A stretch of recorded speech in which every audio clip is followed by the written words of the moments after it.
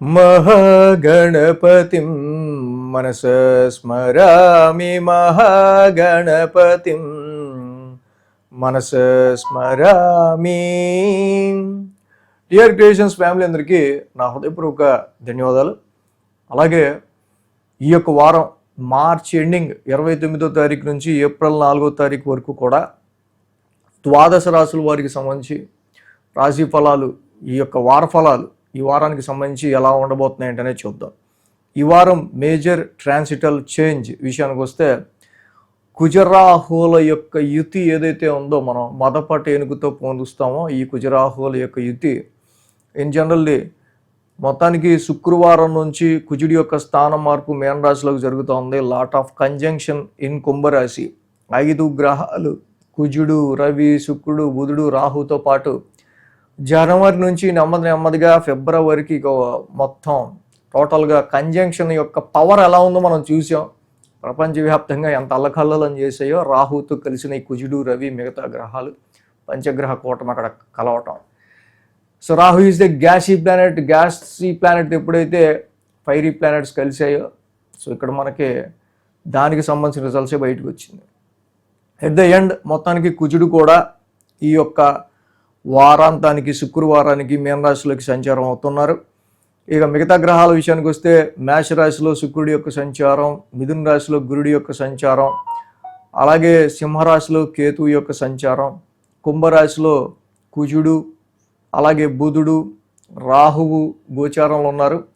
ఇక రవి కూడా మీనరాశిలో సంచారంలో ఉన్నారు. శని 2025 మార్చి నుంచే ఇక్కడ మీనరాశిలోకి ఆయన ఎంటర్ అయి ఉన్నారు. సో ఈ విధమైన గ్రహస్థితి ఆధారంగా ద్వాదశ రాశుల వారికి సంబంధించి రాశి ఫలాలు ఈ వారం ఎలా ఉండబోతున్నాయి ఏంటి ఈ గోచారం ఆధారంగా మనం చూద్దాం. కన్యారాశి వారికి సంబంధించుద్దాం. కన్యారాశి వారికి సంబంధించి చూస్తే కనుక ఈ రాశికి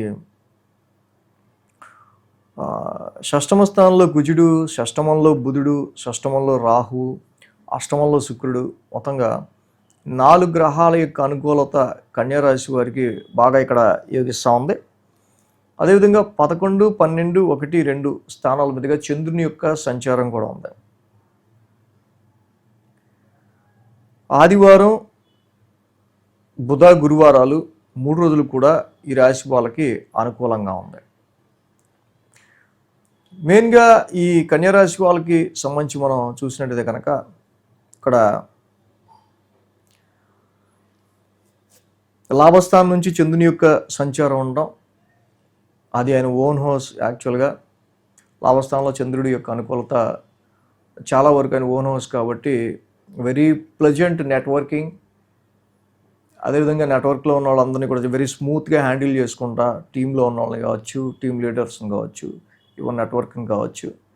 అంటే ఏంటి ఇంతకీ మనం పర్ఫామ్ చేసాం బాగుంది, ఈ మంత్ లాభం ఏంటి అనే వాటి ఆలోచనలు ఇలాంటివి వారం ప్రారంభం మీరు చేసుకునే ఆస్కారాలు ఉన్నాయి. అలాగే ఇక్కడ మనం చూస్తే కనుక ఆ యొక్క చంద్రుని ఆస్పెక్ట్ డైరెక్ట్ 5th హౌస్ మీద ఉంది. సోమ, మంగళవారాల్లో చూస్తే 10వ స్థానంలో చంద్రుని యొక్క సంచారం. సో అలాగే అక్కడ కేతు ఆల్రెడీ ఉన్నారు, ఆ స్థానాధిపతి రవి కూడా 7వ స్థానంలో ఉన్నారు. సో అంటే ఇక్కడ శని రవుల యొక్క యుతి ఏదైతే జరుగుతూ ఉందో ఇక్కడ చంద్రుడు 7th హౌస్ని 6th హౌస్ని చూడడం కానీ 5th హౌస్ని చూడడం కావచ్చు. అలాగే ఇక్కడ అట్ ద సేమ్ టైం మళ్ళీ రవితో కంజక్ట్ అయి ఉండడం కాదు. శని రవుల యొక్క కంజంక్షన్ ఏదైతే ఉందో ఈ రాశి వాళ్ళకి సంబంధించి ఇది సమ్ వాట్ బిట్ ఆది, సోమ, మంగళ ఈ 3 రోజులు కూడా వ్యాపారానికి సంబంధించిన విషయాల్లోనూ, సేమ్ టైం మ్యారిటల్ లైఫ్కి సంబంధించిన విషయాల్లోనూ, వ్యాపారంలో ఇన్వెస్ట్మెంట్స్కి సంబంధించి వ్యాపారంలో ఇన్వెస్ట్మెంట్స్ చేసిన దానికి సంబంధించి వచ్చే గెయిన్ కానీ మనకి అంత లేదు అన్నట్టుగా. సో ఈ టైంలో ఇన్వెస్ట్మెంట్ కూడా మనకి కొంచెం లాస్గానే అనిపిస్తుంది అన్న విధంగా ఇక్కడ ఉండే ఆస్కారాలు ఉన్నాయి. When the fiery and dry planet sun entering your 7th house మెయిన్గా. సో కాబట్టి ఇక్కడ కొన్ని లాసెస్ అనేవి కానీ సమ్ స్ట్రెస్ అనేది కానీ మీకు ఇక్కడ మనం చూసినట్టయితే కనుక 7th హౌస్ పరంగా అటు మ్యారిటల్ లైఫ్ పార్ట్నర్ త్రూ కానీ, బిజినెస్ త్రూ కానీ ఇక్కడ మనకి కొంచెం కనిపిస్తూ ఉంది. అంటే ఈ టైం అదర్స్ సపోర్ట్ అనేది, కోఆపరేషన్ అనేది మనకి తక్కువగా ఉంది అనేది ఆలోచించుకొని సోమ మంగళవారాలు అంటే ఫస్ట్ ఆది సోమ మంగళం 3 రోజులు కూడా ఇక్కడ నుంచి ఈ డిస్టర్బెన్సెస్ ఏవి క్లోజ్ రిలేషన్స్లో రాకుండా చూసుకోవాల్సిన అవసరం కన్యా రాశి వాళ్ళకి మెయిన్గా కనిపిస్తూ ఉంది. బుధ గురువారాలు చూస్తే రాశిలోనే చంద్రుని యొక్క సంచారం. మరి అక్కడ రాశ్యాధిపతి బుధుడు షష్టమ స్థానంలో ఉన్నాడు. షష్టమ స్థానంలో బుధుడి యొక్క సంచారం చాలా వరకు కూడా మరి ఒక సంవత్సర కాలం గడిచాక మనకు కొన్ని సమస్యలు, ట్రబుల్స్, ప్రాబ్లమ్స్ వస్తూ ఉంటాయి.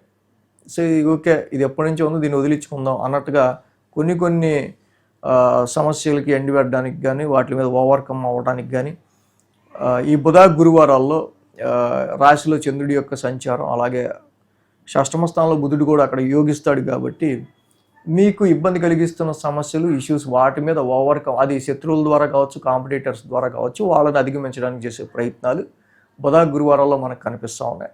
సేమ్ డే మరి రాహు కూడా యోగిస్తారు, కుజుడు కూడా ఆ స్థానంలో యోగిస్తారు కాబట్టి అంతా ఓకే. అలాగే వారాంతానికి మనం చూస్తే కనుక శుక్ర శనివారాల్లో ద్వితీయ స్థానంలో చంద్రుని యొక్క సంచారం, అలాగే ఆ రాశి అధిపతి కూడా వెళ్ళి అష్టమ స్థానంలో ఉన్నాడు శుక్రుడు. మిగతా గ్రహాలు ఏవి అష్టమ స్థానంలో యోగించవు కానీ, బట్ శుక్రుడు లాంటి గ్రహం జనరల్గా యోగిస్తుంది. బట్ కాకపోతే ఏంటంటే వెల్త్ని కొంచెం అదర్ సోర్సెస్గా అంటే లైఫ్ పార్ట్నర్ నుంచి కానీ, అదర్ సోర్సెస్ నుంచి కానీ మనకి కలిసి వచ్చే విధంగా మనకి ఇక్కడ అదర్ సోర్సెస్ ఆఫ్ వెల్త్కి సంబంధించిన విషయాల్లో కొంచెం పాజిటివ్ రిజల్ట్స్ ఈ రాశి వాళ్ళకి మనకు కనిపిస్తూ ఉన్నాయి. అలాగే మ్యారిటల్ లైఫ్లో శని రవి యొక్క కంజంక్షన్ వల్ల వస్తున్న ఇబ్బందిని శుక్రుడు మళ్ళీ కొంచెం దాన్ని పాజిటివ్ చేయడానికి ఎక్కువ ట్రై చేస్తాడు దాంపత్య జీవితంలో అన్యోన్యతకి సంబంధించి.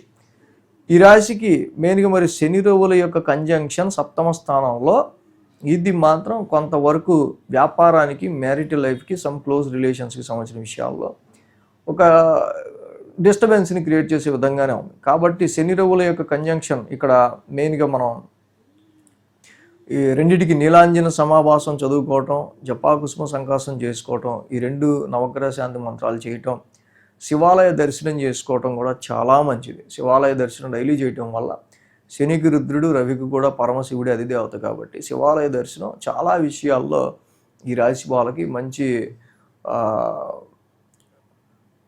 సొల్యూషన్ ఇచ్చే ఆస్కారాలు ఉంటాయి.